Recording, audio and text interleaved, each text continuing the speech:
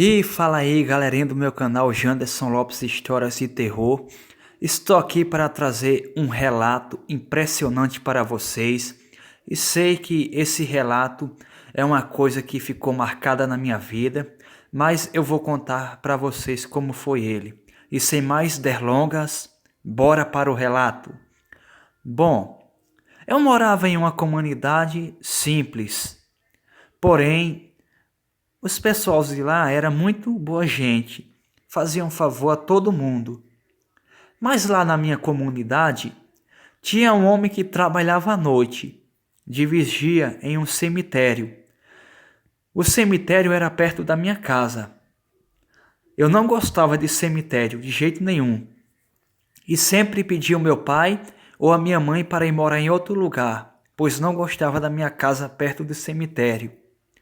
O meu pai sempre dizia que ia morar em outra cidade, ia arrumar a casa em outro canto para nós morar, mas nunca que isso acontecia.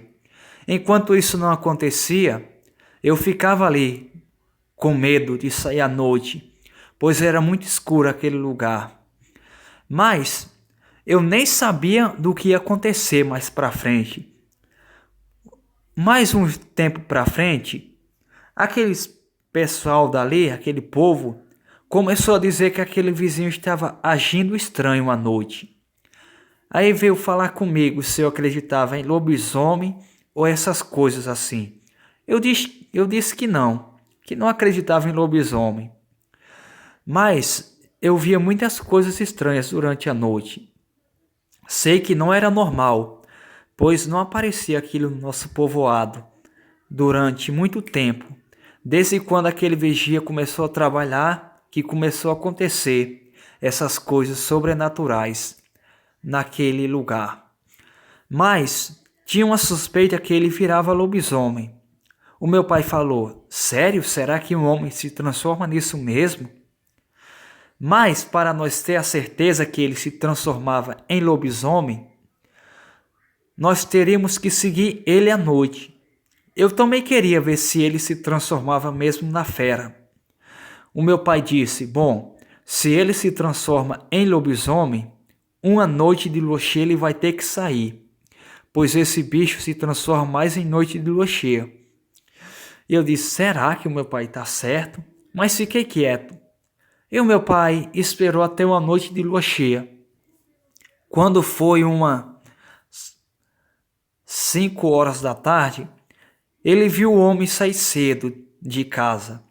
Saiu cedo e voltou, era quase 6 horas da noite. Arrumou as coisas e foi para o cemitério. O meu pai, como não era besta nada, começou a seguir o homem de longe. Mas ele não ia para o cemitério, ele fingiu que ia para o cemitério e foi para outro lado, para um beco escuro, conta o meu pai. E ele começou a seguir o homem, e o homem foi cada vez mais se distanciando do povoado. Entrou em uma mata estreita, em um camisinho que tinha. Ele começou a seguir o homem, mas parou logo na saída da cidade do povoado nosso. E de repente ele começou a ouvir uns gritos, uns rosnados que vinham da mata. O meu pai, como não era muito besta, começou a correr para casa. Mas parecia que o povoado ficava cada vez mais longe, da maneira que ele corria. Ele ouvia gritos e rosnado bem baixo mesmo. De repente, ele escutou um uivo que ensurdeceu aquele lugar. Ficou todo mundo em pânico naquele lugar. E aquele bicho correndo atrás do meu pai. E o meu pai correndo o máximo possível. Ele não conseguia correr, pois o medo estava tomando de conta dele. Ele tentava correr e as pernas não obedeciam o seu corpo. Só queriam ficar ali parada. Mas ele não queria pagar para ficar ali parado. E conseguiu correr mesmo assim mesmo, sem suas pernas querer correr. E foi correndo, chegou em casa e trancou a porta rapidamente. A minha mãe chegou até ele e disse: o que foi, homem, que você está tão assustado assim? Ele disse: você não vai acreditar, mulher, mas eu vi um lobisomem. Eu vi um lobisomem na minha frente mesmo. A minha mãe deu risada da cara dele e falou: um lobisomem? Eu não acredito nisso que você está falando. Após o meu pai chamou ela para perto da porta e veio. Olha lá, o que é aquilo lá fora? A minha mãe, ela ficou pálida, suando frio, quase desmaiou ali no chão da sala, de ver aquele monstro lá fora. Aquilo era um monstro do inferno, não tinha outra explicação aquilo. E eu olhando aquilo dali fiquei paralisado também. Aquele bicho tentando entrar lá em casa lá. Uma força e descomunal daquela criatura. Muito forte mesmo aquela criatura era. E o meu pai ficou ali em pânico, em choque ali, pois não sabia o que era. E o meu pai pegou a arma velha que tinha lá em casa lá. Foi lá no quarto e pegou. E disse: eu vou atirar nesse bicho, pois vai ter que ser o jeito, porque senão ele vai matar nós todos aqui dentro de casa. E colocou a arma na fresta da porta e deu um tiro.